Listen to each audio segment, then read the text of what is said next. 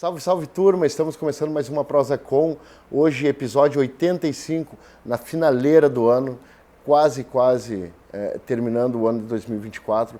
Estamos aqui com uma personalidade que era, como bem se representam muito bem, o vice e o prefeito e vice e assim vice-versa.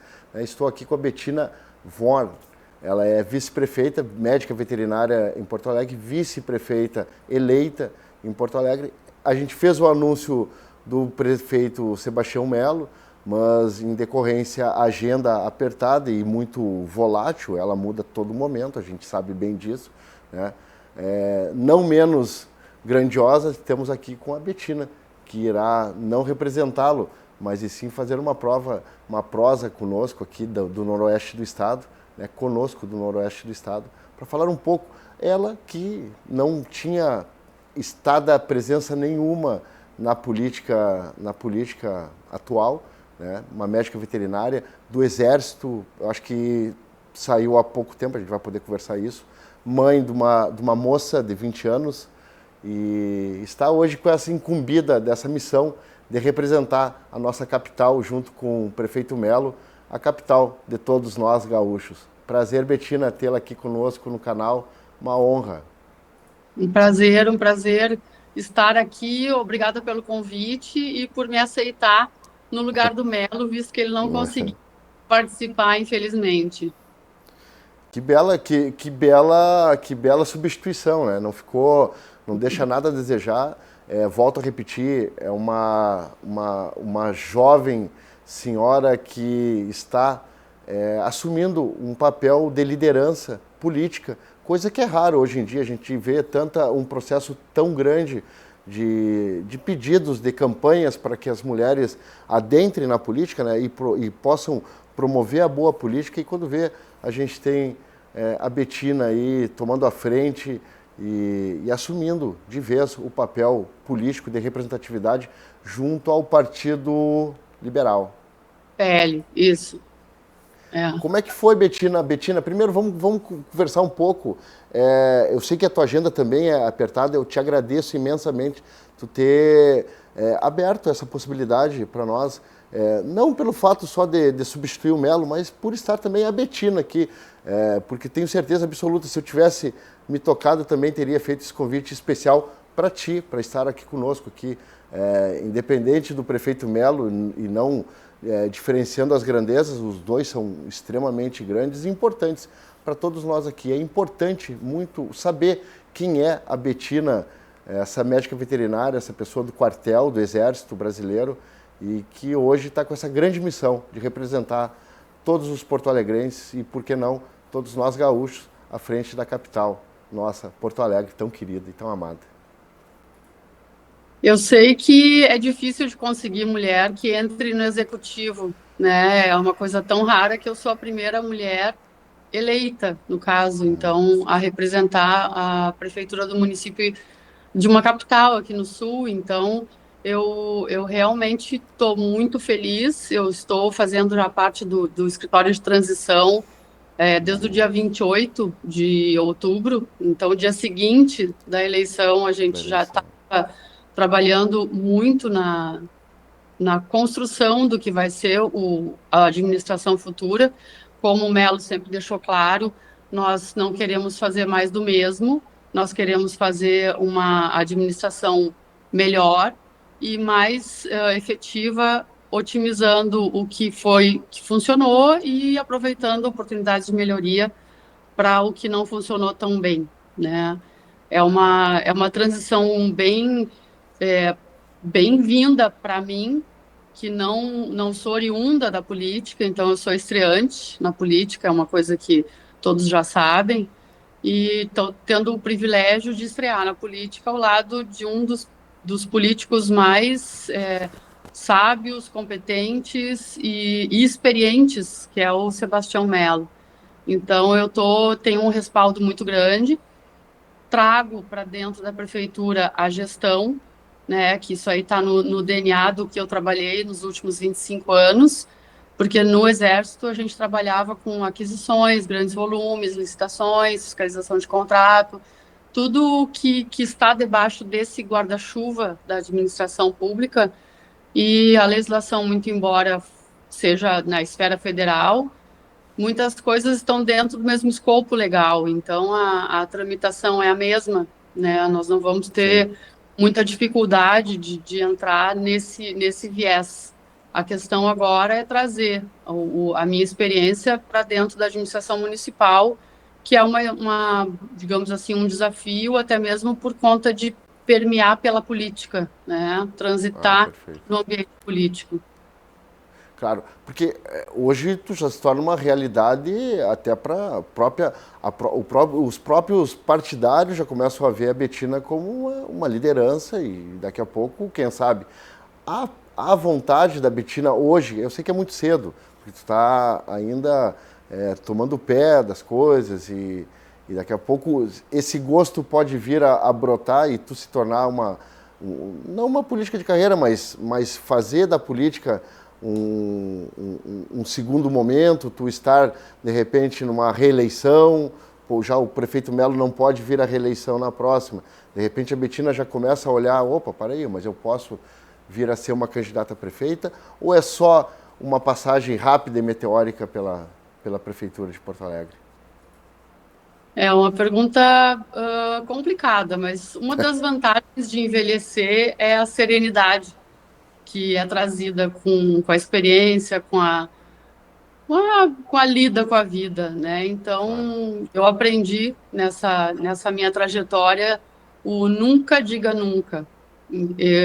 O fato de eu estar na política, ter sido eleita vice-prefeita e estar assumindo um cargo tão importante, já mostra que muitas vezes a gente faz planos, pensa que vai fazer isso, vai fazer aquilo, e a vida te apresenta um outro rumo completamente diferente. Então, algumas pessoas dizem, né, numa fala popular, que a gente planeja e Deus ri, mas Exato. o que eu quero agora é fazer uma ótima administração, focar na gestão, tentar entregar para Porto Alegre o que eu puder entregar de melhor, o que eu puder trazer, acrescentar e melhorar. Essa é a minha vontade. O que virá depois disso, a gente não A, sabe. Então, a, seria especulação. a Deus pertence. Exato. Betina, bom, mas a Betina ela veio do Vale do Taquari, da onde que se origina a família Vorn, ou Vorn? Não, Me corrige. minha família materna, o meu avô e a minha avó nasceram na Holanda. A minha avó nasceu em Amsterdã e meu avô nasceu em Scheveningen, que é uma cidade litorânea, perto de Haia. A família do meu pai é de Guaíba, embora tenha a origem, etnia, né, austríaca, mas Austríaco. o pessoal nasceu em Guaíba. Eu nasci em Porto Alegre, a minha família é de Porto Alegre, mas o meu irmão é médico e ele sempre quis criar filho no interior.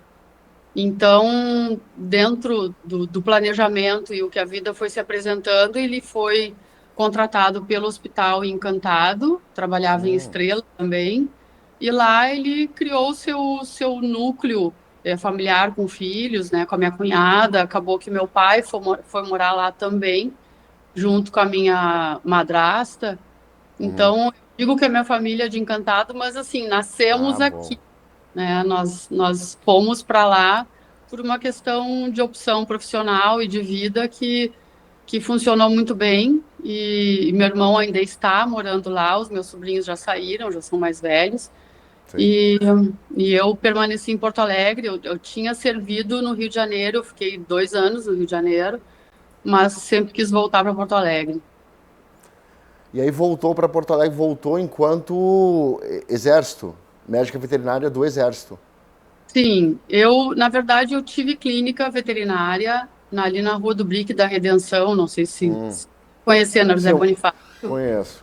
Morei durante 25 quase... anos em Porto Alegre. Ah, sim, então conhece com certeza. Durante quase 10 anos eu tive clínica ali. E aí eu acabei entrando no Exército por circunstâncias pessoais, né? Conheci meu ex-marido, que é o pai da minha Sim. filha. Entrei no Exército e acabei. Primeiro, eu fui temporária durante um ano e trabalhei com produção de imunobiológicos, com o soro antiofídico, que o pessoal chama, né? Junto com o Butantan e o Vital Brasil, lá no Rio de Janeiro. Aí que eu fiz o concurso e acabei entrando de carreira e fiquei, né? A minha vaga, daí que eu escolhi, foi aqui em Nova Santa Rita, para justamente poder voltar para Porto Alegre, que era a minha vontade. E eu trabalhei ali durante 5 anos com logística, assim, chão de fábrica, até ajudando a descarregar Sim. caminhão. Olha, Até vir aqui para o QG e continuar. Daí já era uma coisa mais macro, né? Que daí a gente via sim, estado e mais tarde eu entrei para o Comando Militar do Sul e aí é 3 estados: Paraná, Santa Catarina e Rio Grande do Sul. perfeito. Bom, vamos seguir nessa linha cronológica do tempo. A Betina, médica veterinária, voltou para o Rio Grande do Sul, do quartel, exército. Quando que veio a vontade ou o convite para a Betina ingressar na política? Pois é, o convite ele veio partido do Zuco, né? Que é o ele é o presidente do PL aqui de Porto Alegre. Ele me conhecia de muitos anos, né? Ele era militar, eu também, Em função do exército, claro. enquanto ele era tenente-coronel, antes dele se candidatar a deputado e ter a carreira que ele montou na política. E nós nos conhecíamos ali, o irmão dele, o general Zuco, foi meu comandante também durante 2 anos. E eu tive uma carreira no Exército bastante sólida, muito respeitada, muito cuidadosa com recursos e tal. E isso era uma coisa que eles queriam trazer para dentro da Sim, política, uma coisa que o Melo também queria. Ele queria alguém que tivesse, né, esse perfil que eu tenho, ao mesmo tempo em que acho que o fato de eu não ter estado na política antes também foi uma coisa que somou.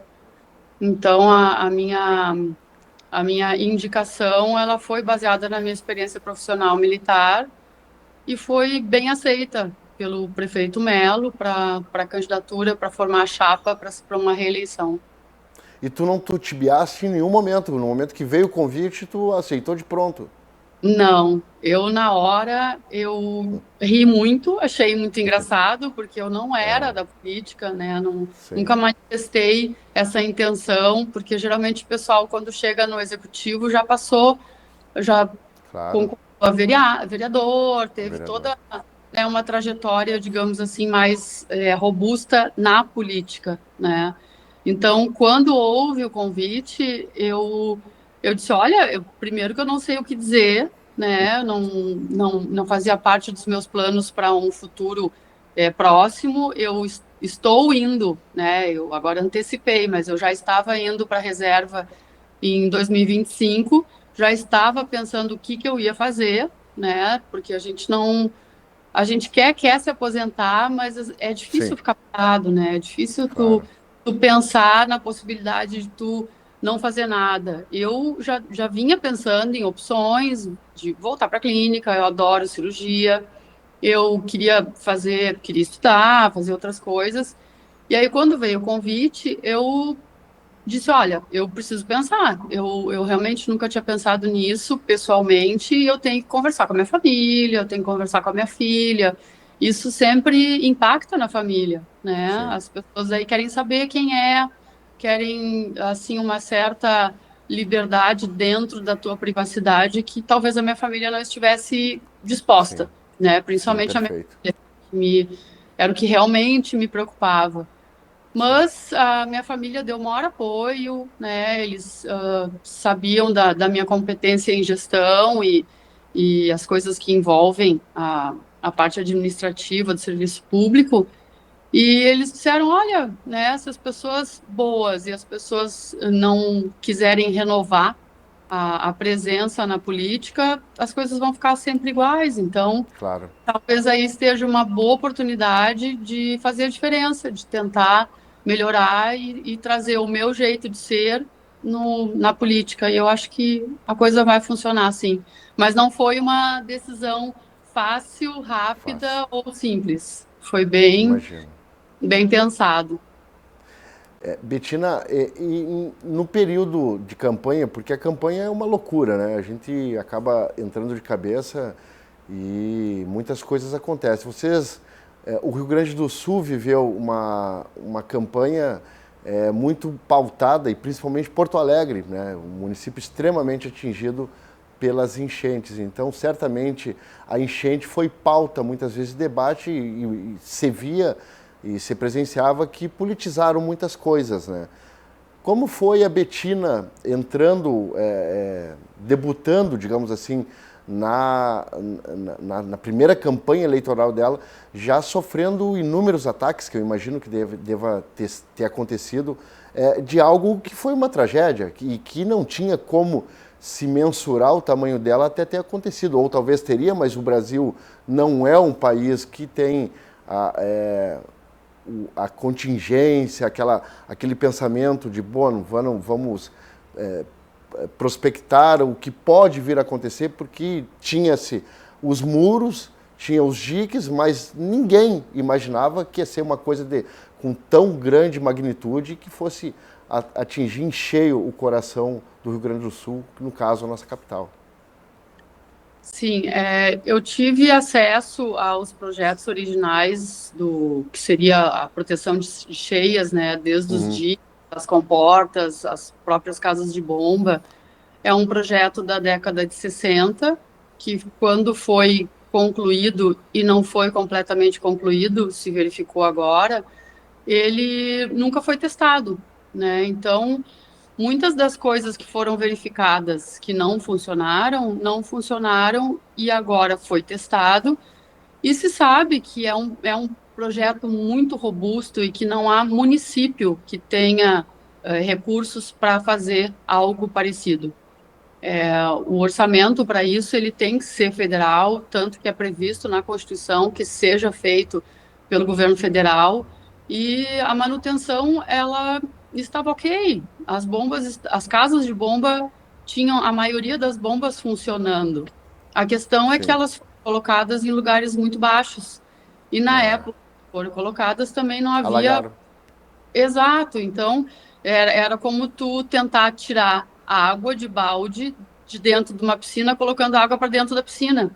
Não ia ter como, né? Claro. Então, eu acho que a população acabou se dando conta de que não era a culpa do Melo, né? Sim. É muito humano tentar achar um culpado, até porque é uma responsabilidade que não cabe ao cidadão, cabe ao governo, e ao governo do Estado, federal, etc.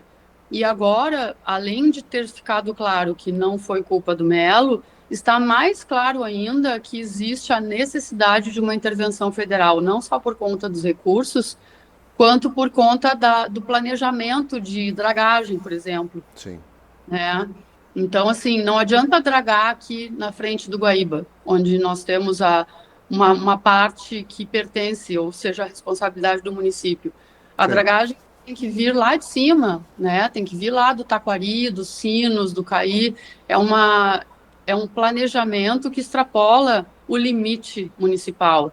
E o planejamento ele tem que ser feito de forma que a proteção de uma cidade não seja a represa de outra. De outra. Então, Perfeito. é uma coisa que vai muito além do alcance do município. O governo estadual, acho que ele já está se dando conta, né, que ele precisa realmente orquestrar todas as ações que envolvem essas medidas, e eu espero que a gente consiga trabalhar juntos, né, para que as coisas funcionem da melhor maneira e a gente tenha a certeza de que o problema não vai se repetir. Sim.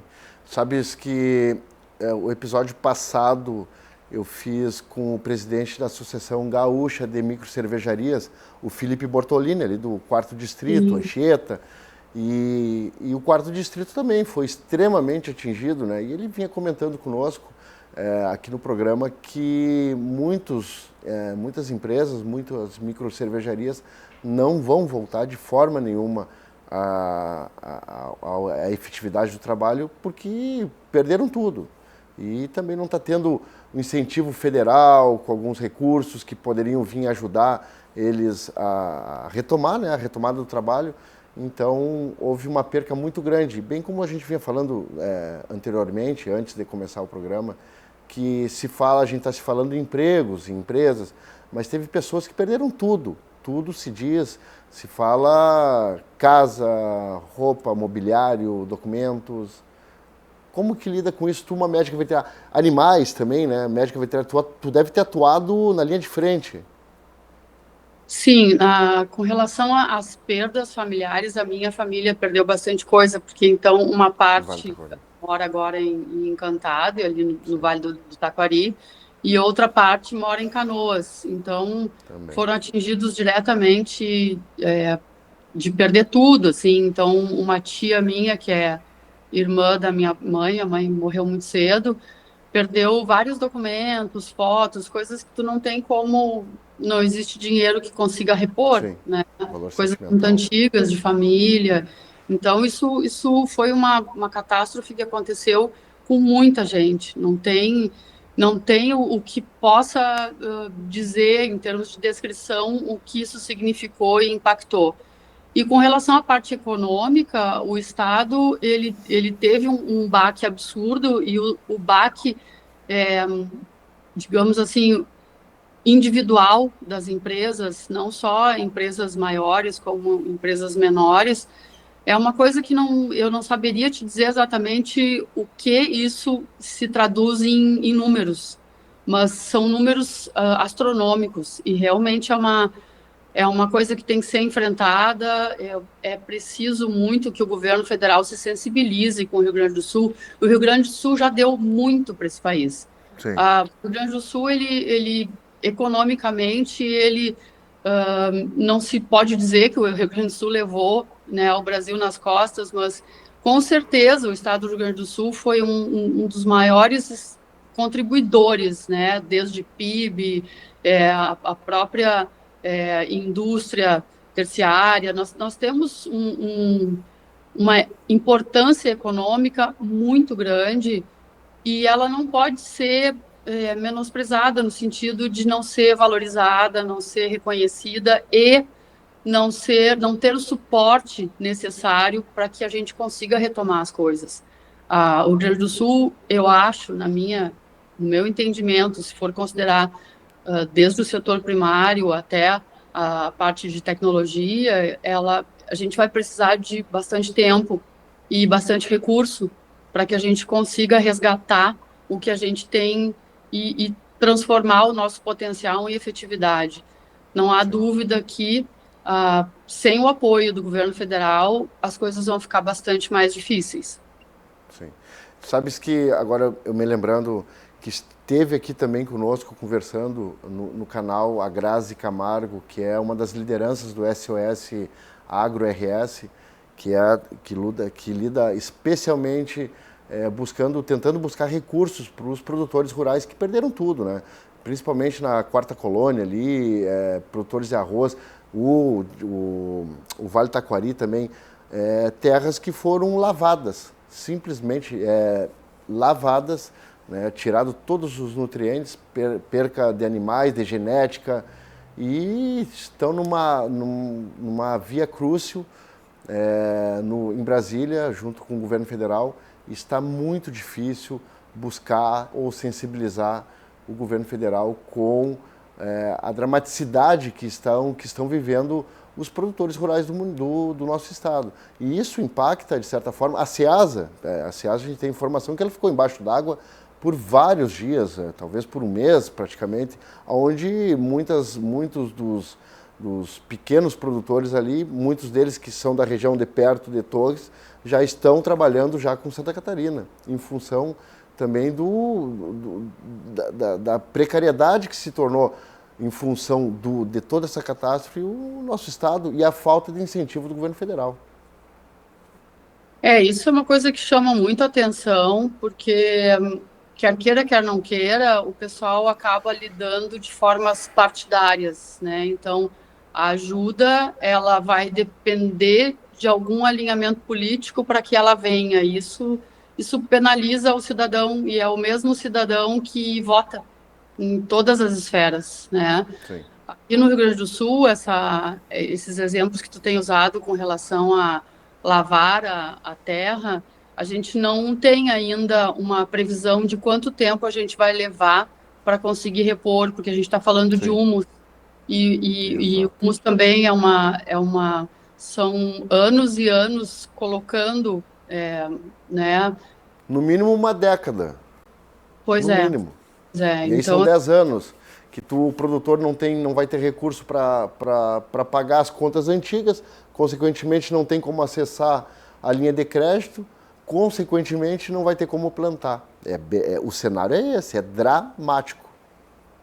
exato, e no caso, principalmente no caso do agro, a gente vê que as coisas não têm, mesmo que venha um caminhão de dinheiro, a resposta, digamos assim, da impregnação de nitrogênio, de todos os Isso, minerais que a gente precisa, matéria orgânica, ela demanda tempo. tempo. Então, não vai ser uma coisa que vai acontecer rápido. Mas a questão é essa: quanto mais a gente demorar para iniciar esse processo, mais estações vão se passando Sim. digamos assim, na lida de plantio, criação e tudo que toca o agro para que ele funcione, tudo está vinculado a épocas do ano. Tem época do Exato. ano para fazer a parte de reprodução, tem época do ano para plantar, tem época do ano para colocar um fertilizante. Então, assim, não fazer isso em determinada época já adia um ano a próxima medida. Perfeito. Então, realmente é estarrecedor que não aconteça de uma forma eficiente e rápida, até porque, assim, é interessante para o governo federal que aqui a economia gire, que aqui a Exato. coisa funcione, porque aqui tem muito PIB, e esse PIB importa para o governo federal. Então, é uma coisa, assim, que realmente a sensibilização para que as coisas aconteçam, os recursos cheguem, os planejamentos se iniciem, ele acho que, a medida mais importante para que a gente consiga que as coisas sejam desencadeadas de uma vez por todas, né? Como que tu vê, Betina, esse olhar, porque tu ainda não tem um olhar político, né, digamos assim, tu entrou há pouco tempo, está tomando o pé da situação, de tudo que acontece, dos arranjos políticos, digamos assim. Como que tu vê alguns assuntos tão sérios sendo politizados, sendo tratados? Porque agora a prefeitura está no comando, já estava e agora permanecerá com o governo de direita, né? O Melo, desde o início, declarou apoio ao Bolsonaro, né? E tu vem do PL, vem de uma linha também de direita. Como tu vê alguns assuntos, algumas tratativas que tem que ser feita com o governo federal e o olhar que eles têm para ti? Tu deve sentir algum tratamento um pouco diferente, algum olhar diferente, alguma politização em algum tema que não deveria ter política, não deveria ter, ser extremamente apartidário, mas tu deve notar alguma pitada política por baixo do poncho, digamos assim. É, na verdade, o que a gente percebe assim é que a nível municipal, no caso aqui da capital, o governo ele tem que ser para todos. Não existe terceiro turno, que nem a gente brinca, né? O governo já foi eleito, o processo eleitoral já concluiu e as coisas têm que ser feitas para funcionar e para funcionar para o cidadão. O cidadão não interessa o partido dele, não interessa se ele concorda ou não concorda. Ele quer ter luz, ele quer ter limpeza, ele quer ter rede de esgoto, ele quer que as coisas aconteçam.